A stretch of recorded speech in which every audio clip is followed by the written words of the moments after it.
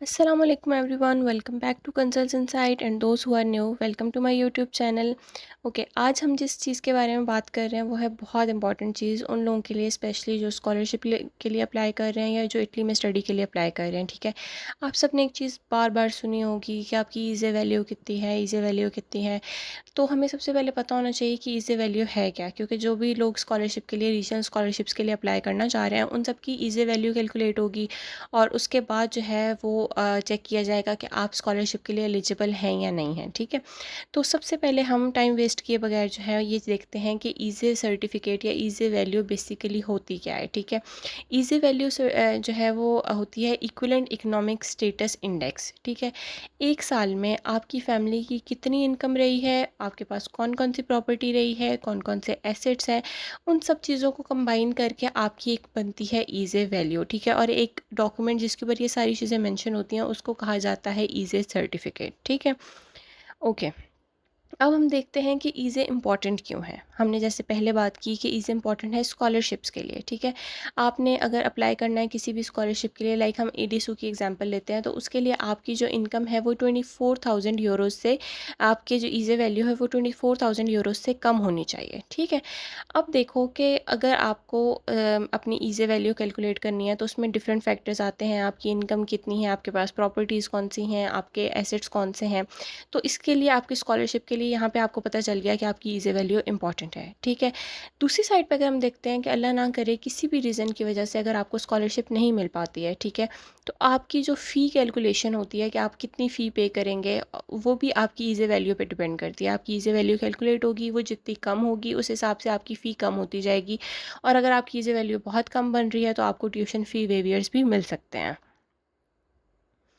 Okay, अब easy value issue कौन करता है? ईज़ी वैल्यू बेसिकली आपकी गवर्नमेंट अथॉरिटी जो है ना वो इशू करती है, जिसको हम आईएनपीएस कहते हैं, national institute of social security. ठीक है, और ये आप बनवाते हैं आपके काफ ऑफिसेज से जो आपके रीजन्स में अवेलेबल होते हैं। ठीक है, अब आपने अगर तो ईज़ी वैल्यू बनवानी है ना तो उसके लिए प्रोसीजर क्या है। ठीक है, क्योंकि हर जो भी आप कोई भी आप देखते हैं, आप पाकिस्तान में भी अगर या किसी और कंट्री में भी कोई भी ऐसा डॉक्यूमेंट बनवाते हैं तो उसके लिए एक पूरा प्रोसीजर होता है। अब हम देखते हैं कि ईज़ी वैल्यू के लिए क्या प्रोसीजर है।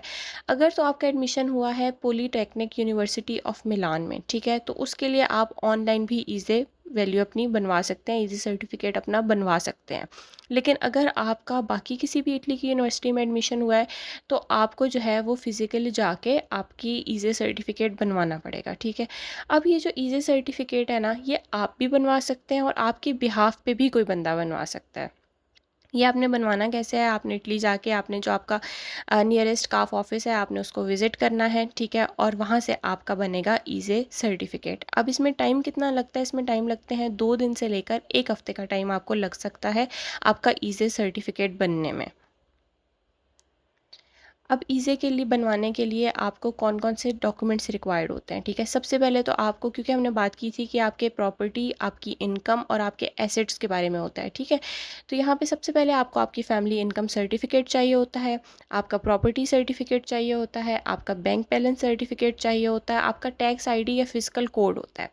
अब ये क्या होता है कि आपको एक अल्फ़ा न्यूमेरिक कोड दिया गया है। जब भी आप किसी यूनिवर्सिटी में एडमिशन लेते हैं ना, ठीक है, तो आपको एक 16 जिसमें डिजिट्स और अल्फ़ाबेट्स होते हैं, एक अल्फ़ा न्यूमेरिक कोड दिया जाता है, वो रिक्वायर्ड होता है, और आपका आईडी कार्ड रिक्वायर्ड होता है। ठीक है, ये 5 चीज़ें रिक्वायर्ड हैं, आप 5 चीज़ें रिक्वायर्ड होती हैं आपकी ईज़े सर्टिफिकेट बनने के लिए। और अगर हम इसमें बात करें कि आपका जो फैमिली इनकम सर्टिफिकेट या प्रॉपर्टी सर्टिफिकेट या बैंक बैलेंस सर्टिफिकेट है, ये आपके होम कंट्री से बनेंगे। ठीक है, ये सारी चीज़ें आपके होम कंट्री से बनेंगी और उसके बाद आपका ईज़े कैलकुलेट होगा इटली में। ओके, अब हम बात करते हैं कि ईज़े की टाइप्स कौन कौन से हैं। ठीक है, अब ईज़े की 2 टाइप्स हैं, एक होता है ईज़े ऑर्डिनरी और दूसरा होता है ईज़े वेरिफिकातो। ठीक है, हम क्योंकि स्टूडेंट्स के बारे में बात कर रहे हैं, हम स्कॉलरशिप्स के बारे में बात कर रहे हैं, तो हम जिसको डिस्कस करेंगे वो होगा ईज़े वेरिफिकातो।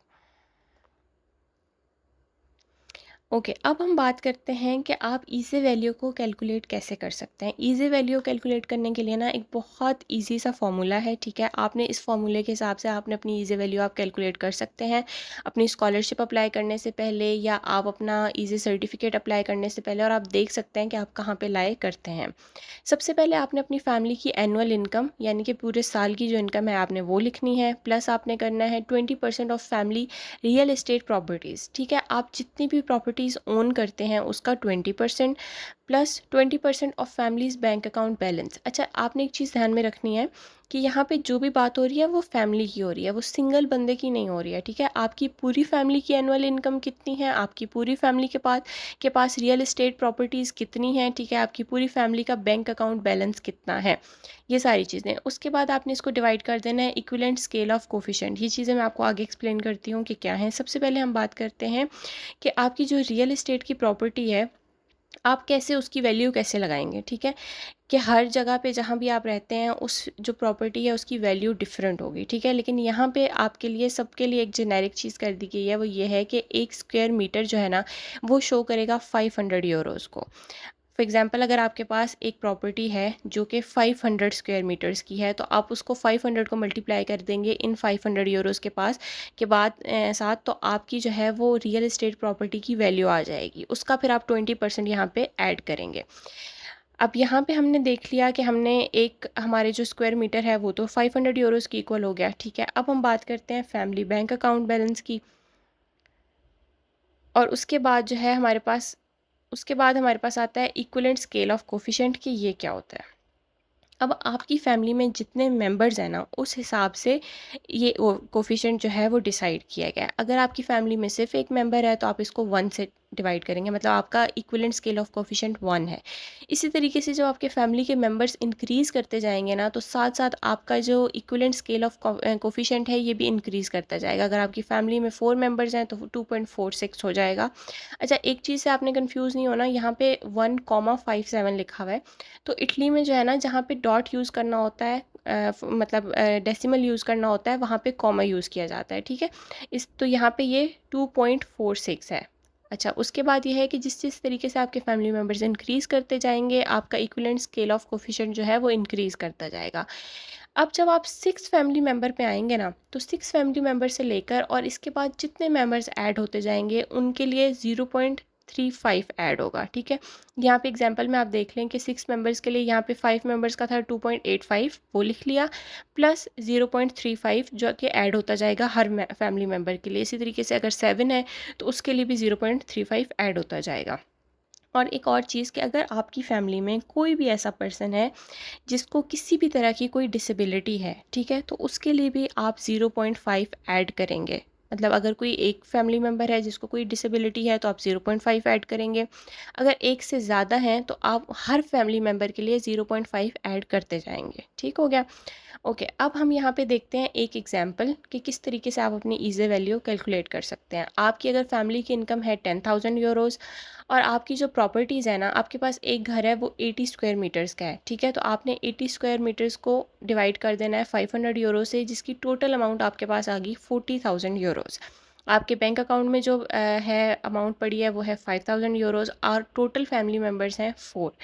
अब आपने इसको कैसे आपकी ईज़ी वैल्यू कैलकुलेट करनी है।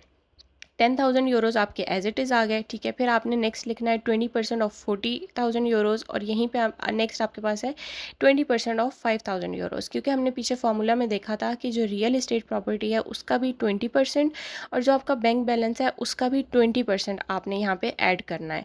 तो 40,000 का 20% आपके पास बनता है 8,000 यूरोज़ और 20% 5,000 यूरोज़ का आपके पास बनता है 1,000 यूरोज़। फिर ये 10,000 यूरोज़, 8,000 यूरोज़ और 1,000 यूरोज़ आप इन सबको ऐड करेंगे, ठीक है? तो ये आपके पास बनता है 19,000 यूरोज़।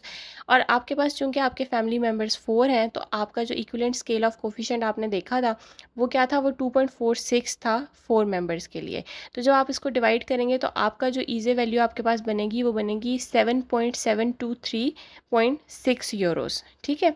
तो अब आपकी ये ईज़ी वैल्यू आ गई आपके पास, ठीक है? लेकिन अगर आपको अभी भी इस चीज़ की समझ नहीं आ रही है कि आपने अपनी ईज़ी वैल्यू कैसे कैलकुलेट करनी है, यहाँ पे जो हमने एग्जांपल शो कराई थी इनकी ईज़ी वैल्यू बन रही है 7,723.6 यूरोज़। जो कि फर्स्ट टायर इनकी लाया करती है। स्कॉलरशिप का जो फर्स्ट टायर होता है ना, वो होता है बिलो 12,000 यूरोज़। तो उसमें ये होता है कि आपको फुल स्कॉलरशिप मिलने के चांसेस ज़्यादा होते हैं, ठीक है। तो अब आपने क्या करना है कि अगर आपको नहीं समझ आ रही है, आपको इस पूरी वीडियो में कहीं भी कोई कन्फ्यूजन है, तो आप अपना क्वेश्चन जो है वो हमें कमेंट्स में लिख सकते हैं। अगर आप में से कोई ऐसा इंसान है जो कि ये चाहता है कि हम उनके लिए उनकी ईज़ी वैल्यू कैलकुलेट करके दें, मतलब वो स्कॉलरशिप अप्लाई करने से पहले ये चाहते हैं कि एक दफ़ा उनको इनकी ईज़ी वैल्यू पता चल जाए कि वो कहाँ पे लाए कर रहे हैं, तो वो अपनी डिटेल्स जो है वो कमेंट्स में लिख सकते हैं, और एज़ सून एज़ पॉसिबल इंशाल्लाह आपको उसका रिप्लाई आ जाएगा, ठीक है। और पूरी वीडियो में अगर कोई भी ऐसी चीज़ है जो और आपको नहीं समझ आ रही है, जो आप पूछना चाहते हैं, तो प्लीज़ कमेंट ज़रूर करिएगा। और thank you so much for watching. Please do subscribe, like, comment and share. Thank you. Allah हाफ़िज़।